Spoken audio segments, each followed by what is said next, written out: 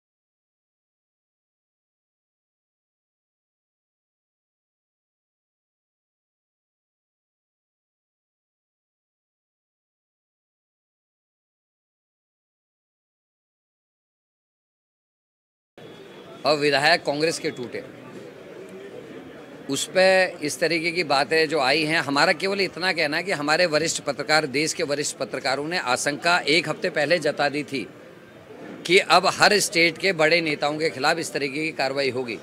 7.5 साल आखिर सीबीआई चुप क्यों रही और चुनाव से ठीक पहले ये जिन्न बाहर क्यों निकला, ये भी प्रश्न है। जिसकी सरकार गिरी, जिसके विधायक तोड़े गए, उसी के खिलाफ कार्रवाई करने की कोशिश हो रही है। और ये केवल तंग करने का या एक इलेक्शन से पहले माहौल बनाने का तरीका है, और ये मेरे ख्याल से बैकफायर बीजेपी को करेगा। जहाँ तक हरक सिंह जी के सवाल ने जो बात कही, उस पर कहना है अच्छा है भरत मिलाप हो तो इससे अच्छी बात और क्या हो सकती है। राम और भरत मिल जाएं, हमारे को खुशी होगी। उनका आपस का ये आंतरिक मामला है, और जिस प्रकार से दोनों के बीच में समय समय पर द्वंद्व दिखाई देता है, तो इससे लगता है कि वाकई में कलयुग की जो अवधारणा लिखी गई है वो ऐसे ही प्रतीत हो रही है। और ये तो वो खुद ही बता पाएंगे कि वो कौन से कलयुग के कौन से रामचरित्र जो मानस का है उसकी कौन से खंड के कौन से काल खंड की ये बात कर रहे हैं। हरक जब भी बोलते हैं ठोक बजाकर बोलते हैं। हरक और हरीश की अदावत पुरानी है, मगर सियासी रामायण सुनाते सुनाते खुद को राम और भरत बताने वाले हरक की हसरत इन दिनों हरिद्वार से चुनाव लड़ने के लिए हिलोरे मार रही है। और माना यह भी जा रहा है कि हरीश रावत भी हरिद्वार से ही चुनावी रण में उतरने की हसरत पाले हुए हैं। ऐसे में हरक का ये बयान हरीश के लिए नए सियासी युद्ध का आगाज तो नहीं है, जहां वो समझा रहे हैं कि हरीश राम की तरह बड़ा दिल दिखाए और उनके लिए हरिद्वार का सिंहासन जीतने की हसरत छोड़ दे। मगर क्या ऐसा होगा? क्योंकि ये कलयुग है। अभय कैंथुरा, इंडिया वॉइस, देहरादून। केंद्र सरकार के 9 साल पूरे होने पर विशेष संपर्क अभियान चलाया जा रहा है, जिसके तहत मुख्यमंत्री पुष्कर धामी ने महानगर देहरादून के 2 विशिष्ट नागरिकों से मुलाकात की। मुख्यमंत्री धामी ने पद्मश्री डॉक्टर वसंती विश्र से डिफेंस कॉलोनी स्थित उनके निजी आवास पर जाकर मुलाकात की, तो वहीं श्री झंडा साहिब में महंत देवेंद्र दास जी से महाराज से भी भेंट की। इस दौरान सरकार की तरफ से किए गए अलग अलग कार्यों पर विस्तार से चर्चा की गई। तो मोदी सरकार के 9 साल पूरे होने पर विशेष अभियान चलाया जा रहा है। 2 विशिष्ट लोगों से सीएम धामी ने भेंट की, उनके आवास पर जाकर उन्होंने भेंट की। 9 साल पूरे होने पर केंद्र के विशेष अभियान चलाया जा रहा है। इसके तहत सीएम धामी ने देवेंद्र दास जी महाराज से भेंट की। उस दौरान उन्होंने सरकार की तरफ से किए गए अलग अलग कार्यों पर विशेष चर्चा भी की।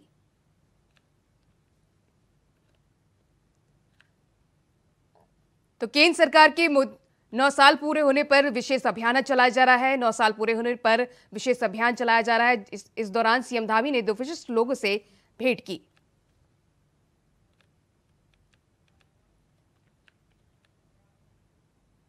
जहां एक तरफ पूरे देश में बीजेपी ने टिफिन बैठक शुरू की है, इसकी शुरुआत पार्टी के राष्ट्रीय अध्यक्ष जेपी नड्डा कर चुके हैं, तो वहीं उत्तराखंड में भी टिफिन बैठक की शुरुआत हो चुकी है। बीजेपी की टिफिन बैठक में पार्टी के सीनियर नेता पार्टी कार्यकर्ताओं के साथ बैठक करेंगे और साथ ही लंच भी करेंगे। इस कड़ी में हल्द्वानी में टिफिन बैठक की शुरुआत की गई, जहां बैठक में नैनीताल सांसद और रक्षा राज्य मंत्री अजय भट्ट भी पहुंचे। बैठक के बाद उन्होंने बीजेपी के कार्यकर्ताओं के साथ टिफिन में लगे खाने को साथ मिलकर खाया और इस दौरान कार्यकर्ताओं को जरूरी दिशा निर्देश दिए गए।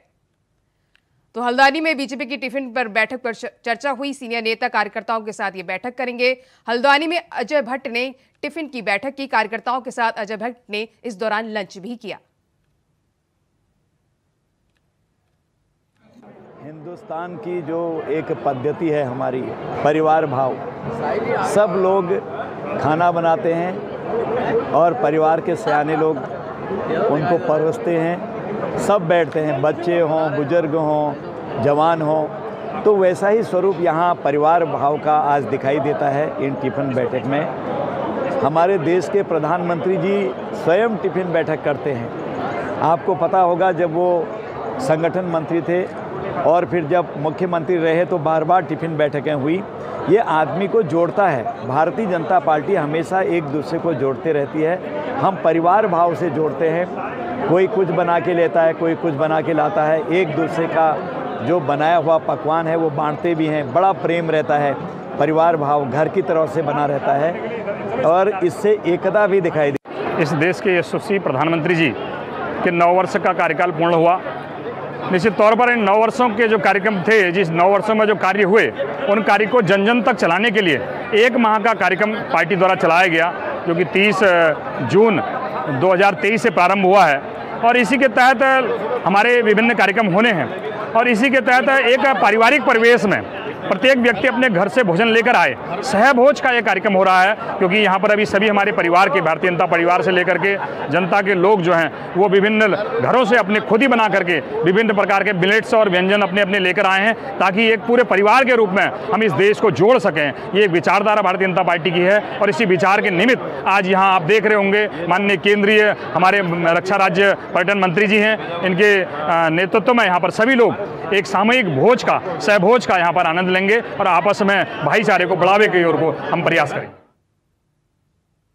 उत्तराखंड मौसम विभाग ने 3 दिन के लिए उत्तराखंड के कई जिलों में रेड अलर्ट जारी कर दिया है। खासकर चारधाम यात्रा समेत अन्य क्षेत्रों के लिए रेड अलर्ट जारी किया गया है, जिसको लेकर डीजीपी अशोक कुमार ने कर्मचारियों को निर्देश दिए हैं और उन्होंने कहा कि एनडीआरएफ और एसडीआरएफ लगातार अलर्ट मोड पर है।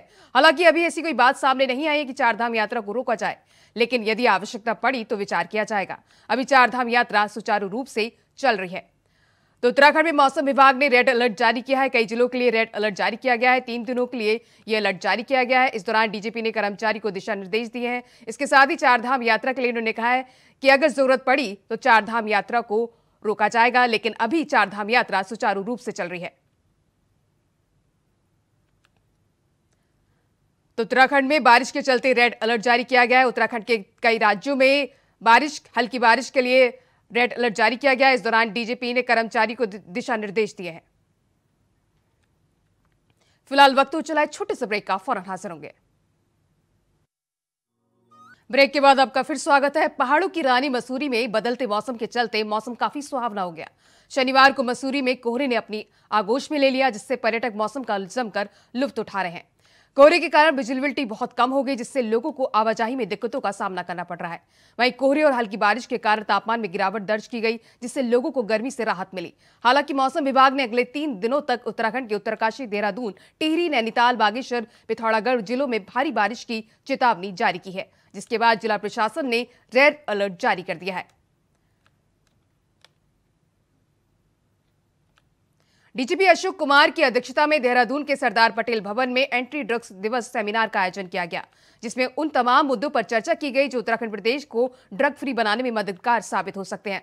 बता दें कि सीएम पुष्कर संधामी के निर्देश का पालन करते हुए पुलिस विभाग की तरफ से साल 2025 तक उत्तराखंड ड्रग्स फ्री बनाने का लक्ष्य के साथ किया जा रहा है। इस कड़ी में ऐसे सेमिनार का आयोजन किया जा रहा है।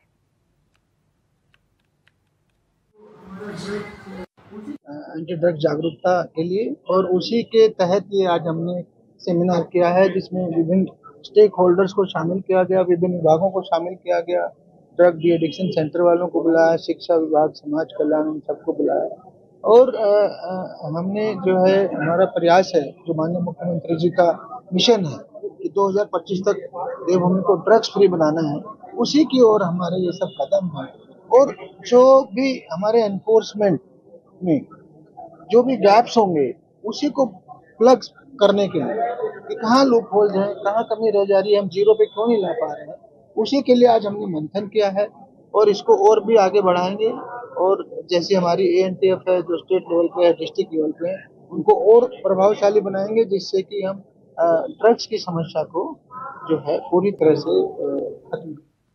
उत्तरकाशी के मोरी ब्लॉक में पुलिस और राजस्व की टीम ने अवैध रूप से उगाई गई अफीम की खेती को नष्ट कर दिया। इसके साथ ही जमीन मालिक के खिलाफ एफआईआर भी दर्ज कर लिया गया।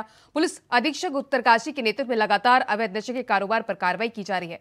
इसी के तहत ग्राम वितौई के मई थारा लोक में कई हेक्टेयर भूमि पर उगाई गई अफीम को प्रशासन ने नष्ट कर दिया। तो उत्तरकाशी में नशे के कारोबार पर प्रशासन सख्त नजर आ रहा है। अफीम की खेती को प्रशासन ने नष्ट किया। इसके साथ ही जमीन के मालिक के खिलाफ एफआईआर भी दर्ज की गई। रानीखेत के सिविल क्षेत्र के कैंटोनमेंट से अलग कर नगर पालिका रानीखेत चिलियानौला में मिलाए जाने को लेकर लोगों ने जुलूस निकाला और गांधी चौक पार्क में नगर वासियों की तरफ से धरना प्रदर्शन को 100 दिन पूरे होने पर जोरदार प्रदर्शन किया गया। आपको बता दें, रानीखेत विकास समिति के बैनर तले प्रदर्शन किया जा रहा है, जिसे लोगों का समर्थन मिलता नजर आ रहा है। धन्यवाद देना चाहती हूँ। आज हमें 100 दिन पूरे हो गए हैं। हमारा यही संघर्ष है कि हमें नगर पालिका मिले। कैंटोनमेंट से हम बहुत परेशान हो गए हैं। हम अपने घर में खिड़की दरवाजे कुछ नहीं लगा सकते उनकी परमिशन के बिना। तो हमारा यही है रानीखेत वासियों से कि आज हम सब एकजुट होकर अपने लिए नगर पालिका के मांग। देहरादून एसडीएफ को एक बड़ी सफलता हाथ लगी। एलआईसी पॉलिसी के नाम पर भारत में ठगी करने वाले गिरोह के एक सरगना को एसटीएफ ने दिल्ली से गिरफ्तार कर लिया है। आरोपी से 6 मोबाइल फोन, आधा दर्जन से ज्यादा सिम कार्ड, चेकबुक और 2 रजिस्टर बरामद किए गए हैं, जिसमें अपराध में इस्तेमाल प्रयोग किए जाने वाले आधा दर्जन से अधिक खातों की जानकारी मिली है। वहीं करीब 47,000 की नकदी भी बरामद की गई है। तो एसडीएफ के हाथ बड़ी कामयाबी मिली है। एलआईसी के नाम पर ठगी करने वालों को लेकर पुलिस ने गिरफ्तार किया है। अलग मोडस ऑपरेंडी होता है, ये समय के साथ में अपना ट्रेंड भी चेंज करते रहते हैं। जैसे ये हमारा क्राइम है, लगभग 5-6 साल पहले से चल रहा था। आज की डेट में नए तरह से लोगों को कॉन्टैक्ट कर उनसे धोखाधड़ी की जा रही है। तो ये बेसिकली संगठित अपराध का एक पूरा ग्रोह है। एक ही बैंक अकाउंट होगा, वो इंश्योरेंस पॉलिसी का फ्रॉड का पैसा भी उसमें जा रहा होगा, कोई KYC अपडेशन का पैसा भी जा रहा होगा। कई बार हमारे पास इलेक्ट्रिसिटी बिल के नाम पर मैसेज आते हैं और लोगों के साथ में धोखाधड़ी हो जाती है, तो वो पैसा भी वहीं पर जा रहा होगा। तो पूरा ऑर्गेनाइज तरीके से काम कर रहे हैं। एक टीम है जो कि अकाउंट्स बनाती है, एक टीम है जो विक्टिम्स को कॉल करती है, एक टीम है जो नए तरह की विक्टिम्स ढूंढती है। तो ये भी लगातार अपनी जो मोडस ऑपरेंडी है इसको चेंज करते रहते हैं। देखिए, बिल्कुल इसमें आगे कार्रवाई की जाएगी, फाइनेंशियल इन्वेस्टिगेशन भी की जाएगी और जो भी इन्होंने इलीगल तरीके से प्रॉपर्टी अटैच की है उसको भी जब्त कराया जाएगा। साथ ही जैसा मैंने बताया कि इनके ऑल ओवर इंडिया के लिंकेजेस निकाले जाएंगे, क्योंकि पिछले 5-7 सालों से ये लोग काम कर रहे थे। तो सैकड़ों की संख्या में निश्चित रूप से इनके विक्टिम्स होंगे जिनको इन्होंने धोखाधड़ी जिनके साथ में की होगी। तो उन सभी केसेस की डिटेल निकाल कर उनके IOs से संपर्क करके और इनको वहाँ पर भी रिमांड पर भेजा जाएगा। रामनगर विकासखंड के तहत ग्राम हिम्मतपुर डोडियाल क्षेत्र में एक टेम्पो और बाइक की जबरदस्त भिड़ंत हो गई। हादसे में 2 युवक गंभीर रूप से घायल हो गए, जिनको इलाज के लिए रामनगर के सरकारी अस्पताल में भर्ती कराया गया, जहां एक बाइक सवार को डॉक्टर्स ने मृत घोषित कर दिया, तो वहीं दूसरे युवक को प्राथमिक उपचार के बाद हायर सेंटर रेफर कर दिया गया। तो रामपुर में टेम्पो और बाइक की भिड़ंत हो गई। इसके दौरान हादसे में एक शख्स की मौत हो गई। आज सुबह हिम्मतपुर डोडियाल में लगभग 10:30 से 11 बजे के आसपास एक टेम्पो और एक बाइक की बहुत ज़बरदस्त भिड़ंत हुई और उसी समय में मेरे जो है वहाँ पर लोग थे, उन्होंने मुझे बताया कि यहाँ पे एक्सीडेंट हो गया। तो मैंने अपने साथियों को वहाँ पर गाड़ी लेकर भेजा, तो तब तक वहाँ पर 108 आ चुकी थी और इन दोनों को हॉस्पिटल लाए। उसमें सांवलदे पूरब के पश्चिम के जो 2 लड़के हैं, एक का नाम प्रदीप और एक का नाम रवि सुपियाल है, जिसमें प्रदीप की डेथ हो चुकी है और रवि सुपियाल को भी हल्द्वानी हॉस्पिटल के लिए रेफ़र कर दिया है। उसकी हालत भी काफ़ी गंभीर है। हल्द्वानी और गोलापार क्षेत्र में जमीनों की खरीद फरोख्त की जांच के आदेश दिए जाने के बाद प्रशासन लगातार कार्रवाई कर रहा है। इस कड़ी में प्राथमिकरण के उप सचिव और सिटी मजिस्ट्रेट हल्द्वानी ऋचा सिंह की तरफ से क्षेत्र में जिला विकास प्राधिकरण अनुमति के बिना कर रहे 2 कॉलोनियों का निरीक्षण किया और अवैध पाए जाने पर जमीन की नपाई करवाकर उसे सील कर दिया। देखिए, समय समय पर जहाँ कहीं भी अवैध रूप से बिना अप्रूव कराए जो कॉलोनी लोग काट रहे हैं, जो एग्रीकल्चर लैंड को बिना नक्शा पास कराए सेल आउट कर रहे हैं, ऐसे में लगातार हमारे उच्च अधिकारियों द्वारा भी इसमें आदेशित किया गया है कि कार्रवाई करते रहें। और लोगों के जनहित से भी जुड़ा मामला है, क्योंकि कॉलोनी कटने के बाद अगर अप्रूव नहीं है तो उसके नक्शा पास करने में भी समस्या होती है, क्योंकि सारा स्थान बेचने के बाद ना तो पार्क के लिए जगह बचती है, ना जो मानक हैं उनके लिए कोई स्थान बचता है, तो इसलिए कॉलोनी को अप्रूव। लक्सर में अवैध खनन पर पूर्ण प्रतिबंध के दावे प्रशासन हमेशा करती है, लेकिन ये दावे हवाबाई साबित हो रहे हैं। दरअसल क्षेत्र में गंगा नदी के कई घाटों पर और खासतौर पर स्टोन के क्षेत्रों अब खनन माफियाओं द्वारा बेखौफ धड़ल्ले से अवैध खनन किया जा रहा है। सूरज के ढलते ही खनन माफियाओं को JCB मशीन नदियों के घाटों पर गरजनी शुरू हो जाती है और रात भर जमकर अवैध खनन किया जाता है। इतना ही नहीं, पिछले दिनों खनन और ओवरलोडेड वाहनों के कारण सड़क हादसों में क्षेत्र के 8 लोग अपनी जान भी गंवा चुके हैं। स्पष्ट हुआ है कि जो भी अवैध खनन है वो बिल्कुल नहीं होगा जनपद में।